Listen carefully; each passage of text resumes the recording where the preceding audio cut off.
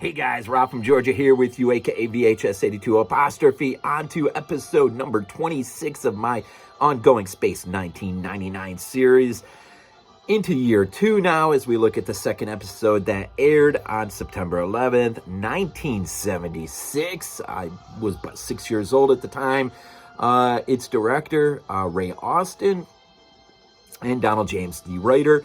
One of the only, if not the only writer, I think, that wrote an episode, not only, for Barbara Bain and Martin Landau for Space 1999, but wrote an episode for them in the old Mission Impossible series. I think it was entitled Submarine, could be. But anyways, that's interesting.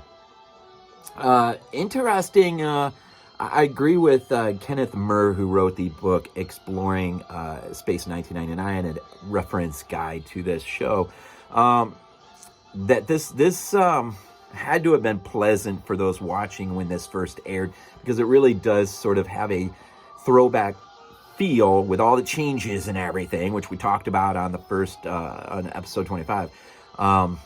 It did have a bit of a throwback feel in terms of the better moments, and there were a lot of them, as far as I'm concerned, in year 1.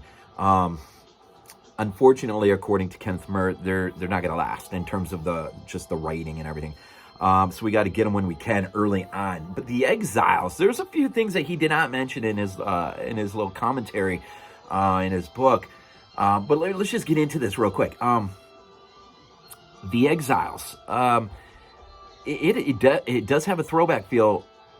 Barbara Bain, of course, Helena giving us sort of her log entry into what's been happening and everything at that moment, sort of a lead-in segue into the episode. And I guess I'll just give the quick synopsis. The Moonbase Alpha is sort of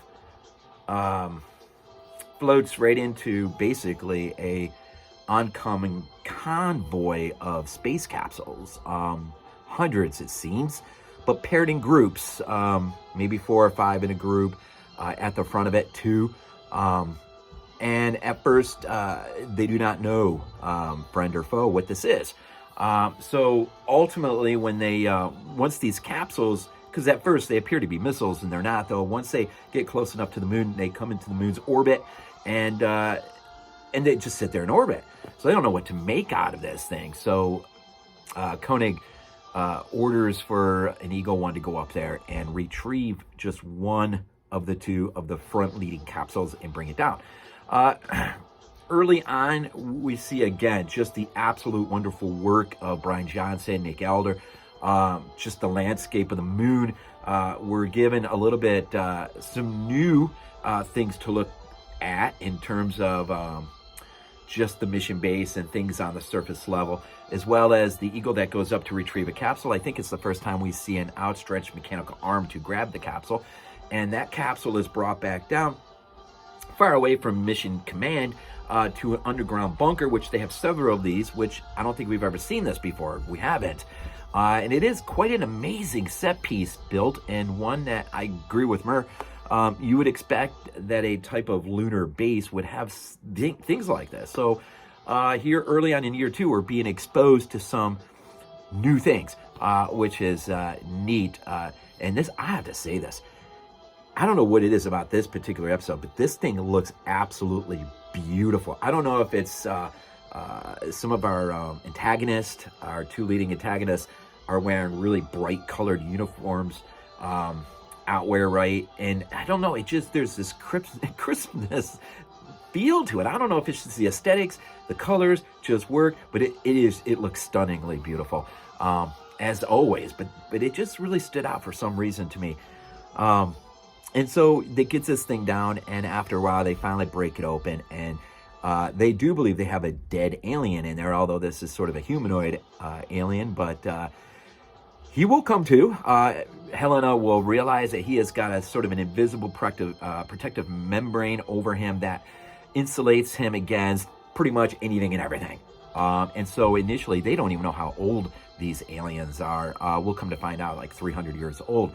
But once Cantar, and that's his name, is woken up out of a 300-year sleep, he will immediately demand for his wife Zova to be the next one to be brought down, and there the story goes. Now, it's interesting because, Muir didn't mention this in his commentary, but it had a real sort of Space Seed feel to it. If you remember Space Seed, our introduction to Khan in Star Trek, can't remember what year that was, or what season that was, but had a really serious Space Seed vibe, where you get all these exiles who have been exiled from their home planet for actions that they don't understand or know, but will be revealed. And so your Cantar is sort of like your Khan, but a la Space Seed with a major twist about a full quarter from the end, I guess, somewhere there and about, where it'll be when the intentions of Cantar and Zova are fully known and realized, what Koenig and the rest have agreed to, and he does so begrudgingly against his inner, just his inner thought process, whatever. He does not want to give anything because he's already learned, of course, over time, you can't trust anyone without inviting a threat to the rest on Moonbase Alpha. But Helena and Tony convince him to show the type of compassion that humans ought to be known for. And so he begrudgingly allows for it. But ultimately, he will be proven right because they do have bad intentions. But it really has nothing to do with Moonbase Alpha in a sense, as much as it does them ascertaining a way back home in which they want to avenge themselves upon those, but not realizing that their own planet has also moved about 300 years when, in order to convince Koenig of their good intention, false good intention, they promise that they are going to enhance their life support system in ways they can't imagine, and also teach them the art of suspended animation in space. But ultimately, it's too late when, in fact, what they are doing is hijacking Moonbase Alpha's system to create a matter transport system so that him and Zova, with 2 hostages, can go back to their home planet and confront the one who sent them into exile, of course, not knowing he's already been dead for 300 years. You'll have your finale there ultimately in the end. So that is kind of like the interesting spacey twist, if you will. And the matter transport, I mean, it brings to mind the Energizers and Star Trek, right? And so it with Fred Freiberg, the new producer, really, I think, is delving into Star Trek a little bit for some new things to play with. There's only one scene in this episode where I sort of had a lurched up and sort of like, huh? Well, Maya does this fascinating and really well done transformation into a panther just before Cantar and Zova are about to, do their thing. And she turns it in, and initially it absolutely frightens Cantar and Zova. And there's this pause, but Maya just sits there menacingly, I'll give, but sits there and allows Zova a chance to shoot her with one of Moonbase Alpha's stun guns. And I'm like, you just turned into a Black Panther, and how are you not pinning these 2 down? Unless she just assumes that frightening them to death would have kept them in place until others arrived, but no. And so that was a great transformation, though, visually speaking. Interesting. 3 things real quick that are interesting. We learned 3 incredible, neat little things about 3 of them. Helena is this incredible sculptor, and that apparently was written into season 1, but we never saw it. That will come back to use in a further episode down the line, from what I read. Koenig he sort of has to share a unpleasant memory of something that happened out in space that involved having to sacrifice a lot of people. And that apparently will come back also in a further episode. And Maya, we learned, can only hold a transformation for about an hour, and apparently that comes back.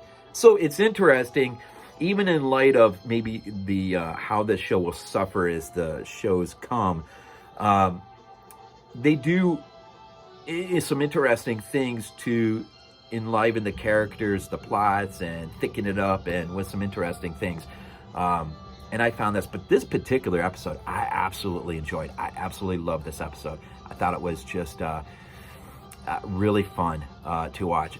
Some of the stuff that goes that is brought is meant to make them more personable or more humorous. Yeah, I could do without some of that stuff, but it does work in this one pretty good. And I'll just give one. Maya sort of with Helena pulls a prank on Koenig where she turns into Helena, and so Koenig has to guess which one is which. Of course, he doesn't want to insult Helena by not picking the right one. So it's just an interesting scene. It's something kind of similar will happen at the end as well. And so, with all the visual effects, the visual feast really is, this show is, considering we're talking 74-ish, 75 when they're doing this stuff, it is amazing to look at, especially on Blu-ray. It's just absolutely amazing to look at. And I won't go all the way into the final, how things are resolved. To say, though, it is resolved, of course, just like any good wholesome American TV show back in the day, because this is what, these are the expectations that they are trying to adhere to, is how Americans will approach this, not so much their British audience anymore. And that, sometimes it's going to work, sometimes it's not going to work for me, I guess. But I do kind of like where it's going. It'll be interesting to really delve into some of the episodes where, say, Kenneth Muir really takes issues with.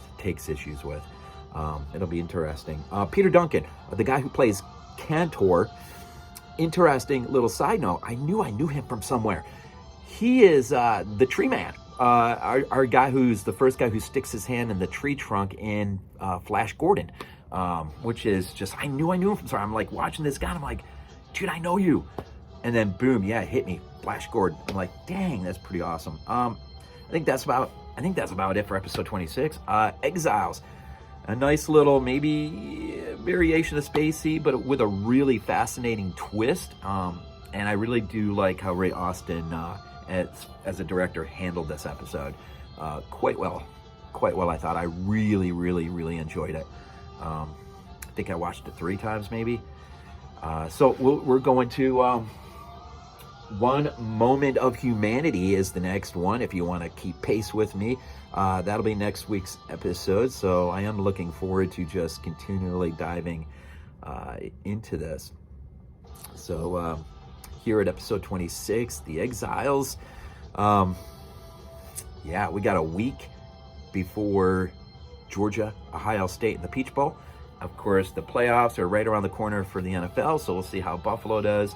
And just enjoy the holidays between now and New Year's. And I do already just extend and wish every one of you a Happy New Year. And hopefully, if this past year's been rough, hope nothing more than the next year will be much better for you and your families. As always, we end these things off with Go Bills.